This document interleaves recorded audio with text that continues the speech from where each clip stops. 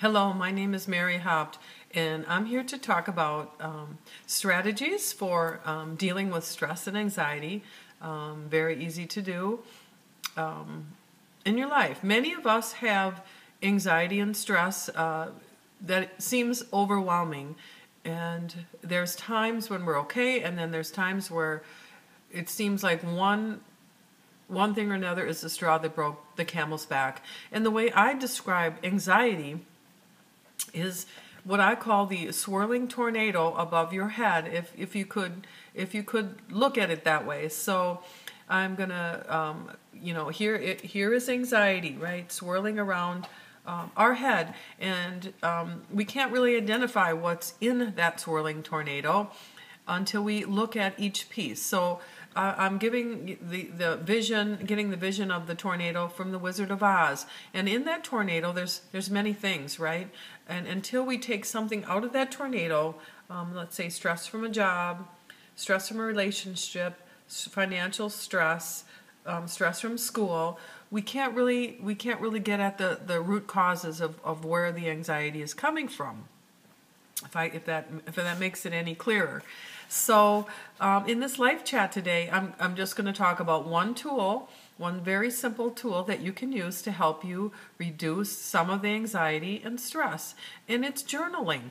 And for many of us, we think of journaling as something that we did in middle school, that we've got a journal that says journal on it and has a fancy pen and a lock. And the journals of today are very different, and we don't need to spend a lot on a journal, though you can certainly do that if you want. You can make your journal online on your computer if you like. But I'm going to show you one that I just picked up from the dollar store. It's a notebook, just a very basic composition book that has plenty of pages in it, and in fact, it's 100 pages, and use that as a journal. Now, journaling, maybe many of you say, oh, I can't do that. I don't have time to do that. But what journaling does is it gives you the opportunity to clarify your thoughts. And the way I describe that is by writing something down. Think about this. You are slowing your mind down enough to write. So the act of writing with a pen is slowing your mind down, because it takes longer to do that than think, right? We think in an instant, but when we write down, it slows it down.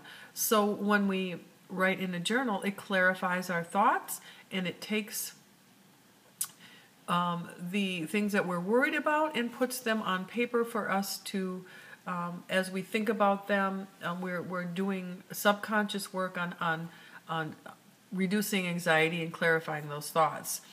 It's a great way to manage anxiety and reduce stress. What journaling also does, it helps you prioritize your problems, fears, and concerns. And sometimes when we're writing in a journal, we could write, you've heard this phrase, gratitude journal. Writing things that you're grateful for and that are positive in our life makes us feel better. But also, and on the other hand, writing things that are bothering us helps us track how we're feeling about those and coping with those, and it's also getting it out of ourselves and onto the page. It provides us opportunities for self-talk and identifying negative thoughts that we can work on at some point. So journaling really is slowing your mind down, allowing you to have quiet time, restful time, and you can go back and look at your journal to see how far you've come, or whether you've and sometimes we write in a journal, and weeks later we find out that problem wasn't so big after all. It's very circumstantial. So tips for writing in a journal: try to write every day. It doesn't have to be a lot. It might just be a quote or a phrase or something that you might want to remember that you just can't keep inside anymore. You have too much to think about. So write it on the page and let it go.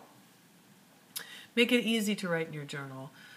Keep a pen by it together. Keep it in a special place so you always know where it is.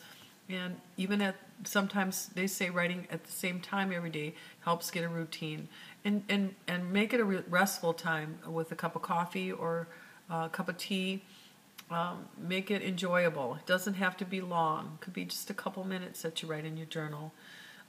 Write whatever feels right for you. It doesn't have to be a minute by minute schedule of what your day was.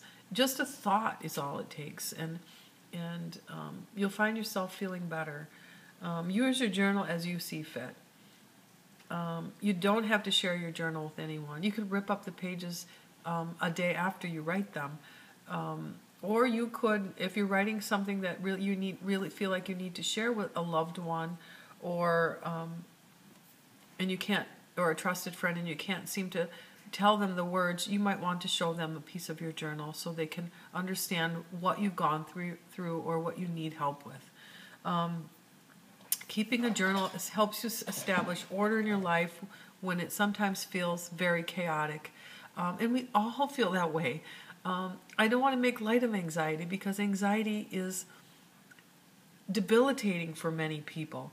And if you feel that you cannot control your anxiety, the best thing to do would be to talk to your doctor, or to consult go to a counseling center, look for mental health resources so you can talk to someone about establishing coping strategies that are right for you. Journaling is very often one of those coping strategies that is right for many people to start off with, and you'll find that does help. And I always say this, it's very true, is when we take care of our physical body, our mental health usually follows as well. So when you think back, and maybe you want to write this in your journal, how are you sleeping? How many hours of sleep are you getting a night? What are you taking vitamins? Are you drinking enough water? Many times when we have anxiety and stress, the last thing we do is take care of our physical body. And once we start getting more sleep, taking vitamins again, and exercising, just taking a walk is enough to jumpstart mental health. If we take care of our physical body, our mental health takes care of itself. Again, this LifeChat is to help you start on your way to mental health. And if you do find that you feel like you need more intensive help than this, please contact a mental health professional and voice your concerns. Your mental health is very important, and hopefully this LifeChat helps you move just a little bit farther along in feeling better. Thanks for listening.